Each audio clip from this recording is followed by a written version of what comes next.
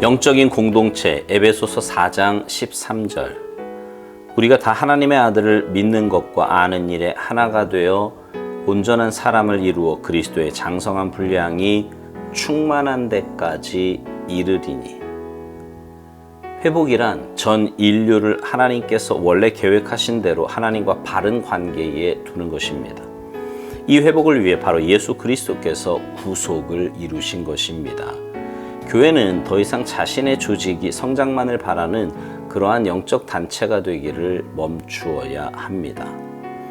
예수 그리스도의 계획 속에서 인류의 회복은 우리 각자의 삶에서뿐 아니라 교회가 공동체로서 예수 그리스도를 이 땅에 구현해야 하는 것입니다. 예수 그리스도는 이 목적을 위해 사도를 보내시고 선생을 보내셨습니다.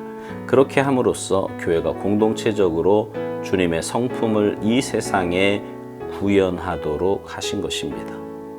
우리는 각 개인의 영적인 삶을 개발하거나 영적인 휴가를 즐기기 위해 이 땅에 있는 것이 아닙니다. 다만 예수 그리스도의 몸이 세워질 수 있도록 예수 그리스도를 구현하기 위해 여기 있을 뿐입니다. 나는 지금 그리스도의 몸을 세우고 있습니까? 아니면 자신의 개발만을 중시하고 있습니까? 가장 중요한 것은 예수 그리스도와 인격적 관계를 갖는 것입니다. 내가 그분을 알고자 하여 빌립보서 3장 10절. 하나님의 계획을 수행하는 것은 그분께 완전히 헌신하는 것을 뜻합니다. 나 자신을 위해 뭔가를 원할 때마다 그 관계는 어그러지게 됩니다. 예수 그리스도를 구현하는 데 관심이 없고 오직 그분이 나를 위해 무엇을 하셨는가만 관심이 있다면 이는 매우 부끄러운 일입니다. 제 목표는 제 자신의 기쁨과 평안도 아니고 하나님 당신입니다. 심지어 축복도 아니며 바로 당신 나의 하나님이십니다. 나는 지금 이러한 기준으로 나의 삶을 평가합니까? 아니면 다른 뭔가로 자신의 삶을 평가합니까?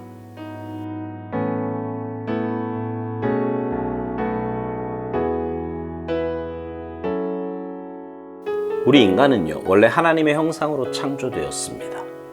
아담의 범죄 이후에 그 형상이 파괴되었고요. 하나님의 계획하심과 뜻에서 멀어지게 되었어요. 인간의 방법으로는 죄를 해결할 방법도 하나님과의 관계를 회복하는 일도 도무지 할 수 없기 때문에 우리를 사랑하신 하나님께서 하나밖에 없는 독생자 예수 그리스도를 이 땅에 보내주셨고요. 주님 십자가 지심으로 구속 사역을 이루셨습니다. 오살도 목사님은 회복에 대해서 이렇게 정의합니다. 회복이란 전 인류를 하나님께서 원래 계획하신 대로 하나님과 바른 관계에 두는 것이라고요. 그리고 이 회복을 위해 바로 예수 그리스도께서 구속을 이루셨다고 말합니다. 주님 이 땅에 오셔서 십자가를 지시기 전에 제자들을 훈련시키셨습니다. 그리고 그들을 통해 주님의 몸된 교회가 세워지게 하셨고 그 교회를 통해 주님의 구속 사역을 감당하게 하셨습니다. 그러니까 교회는 주님의 구속 사역을 감당하는 공동체가 되어야 합니다. 교회의 목적이 오살도 목사님 말대로 자신의 조직의 성장만을 바라는 그런 영적 단체가 되기를 멈추어야 한다는 것입니다. 사실 이렇게 되면 이건 영적인 단체가 아니에요. 자기 조직의 성장만을 바란다면 굳이 주님을 알지 못하는 자가 오지 않아도, 그러니까 소위 말하는 수평 이동만 해도 상관없을 거예요. 그러나 그것은 교회 본래의 목적을 상실하는 겁니다. 교회의 존재 목적은 영혼 구원이에요. 오살도 목사님 표현대로 교회가 공동체로서 예수 그리스도를 이 땅에 구현해야 하는 것입니다. 그러니까 교회는 다시 말씀드리지만 주님의 구속사역을 감당하는 공동체이고 영혼 구원이 존재 이유라는 말입니다. 친목단체 아니고요. 사회사업단체도 아닙니다. 분명 교회 역할 가운데 코이노니아도 있고 어렵고 힘든 사람들을 주님의 이름으로 품어야 하고 도와주어야 하지만 그것 자체가 목적이 되어서는 안 됩니다. 구속사역의 일환이어야 하고요. 영혼 구원의 도구가 되어야 합니다. 오살도 목사님은 우리가 이 땅에 존재하는 이유에 대해서도 이렇게 말해요. 우리는 각 개인의 영적인 삶을 개발하거나 영적인 휴가를 즐기기 위해 이 땅에 있는 것이 아니라고 말합니다. 다만 예수 그리스도의 몸이 세워질 수 있도록 예수 그리스도를 구현하기 위해 여기 있을 뿐이라고요. 제가 누누이 말씀드리지만 여기보다는 저기가, 이 땅보다는 천국이 훨씬 더 좋습니다. 근데 우리를 이곳에 남겨두심은 분명 목적이 있다는 거예요. 그리고 그 목적은 바로 주님의 몸된 교회를 세우며 영혼을 구원하고 열방을 회복하는 일이 우리 삶의 목적이 되어야 하는 것입니다. 오살도 목사님은 우리에게 이런 질문으로 도전을 합니다. 나는 지금 그리스도의 몸을 세우고 있습니까? 아니면 자신의 개발만을 중시하고 있습니까? 간혹 신앙생활 하는 분들 가운데 삶의 중심이 나인 경우가 있어요. 아니, 많습니다. 그래서 시간도 나를 위해 먼저 사용하고요. 물질도 나를 위해 먼저 사용합니다.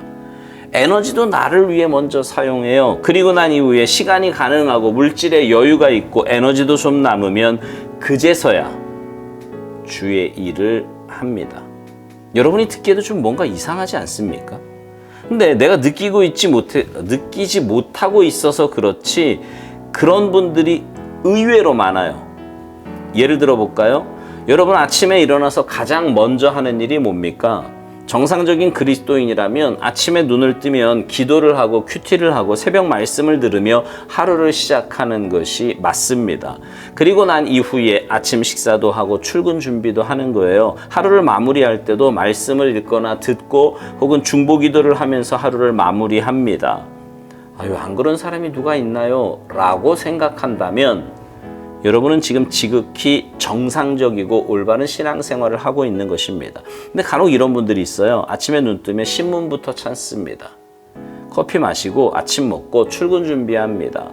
차 안에서는 모자란 잠을 보충하기도 하고요. 어쩌다 체력적으로 좀 여유가 생기면 그제서야 새벽 말씀을 듣거나 성경을 읽습니다. 저녁에 잠자리에 들 때도 보고 싶은 TV, 인터넷, 핸드폰 등으로 시간을 보냅니다. 그러다 피곤에 지쳐 쓰러지듯 잠에 빠집니다. 자, 생각해 보세요. 후자와 같이 하루하루를 산다면 어떻게 하나님과 친밀한 관계를 유지할 수 있을까요? 어떻게 주님과 인격적인 관계를 맺겠느냐고요. 오살도 목사님은 나 자신을 위해 뭔가를 원할 때마다 하나님과의 관계는 어그러진다고 말합니다. 내가 주인이 된 삶은 결코 하나님과 올바른 관계를 맺을 수 없기 때문입니다. 그리고 그런 삶은 예수 그리스도를 구현하는 데 관심이 없고 오직 그분이 나를 위해 무엇을 하셨는가만 관심이 있다면 이는 굉장히 부끄러운 일이라는 겁니다.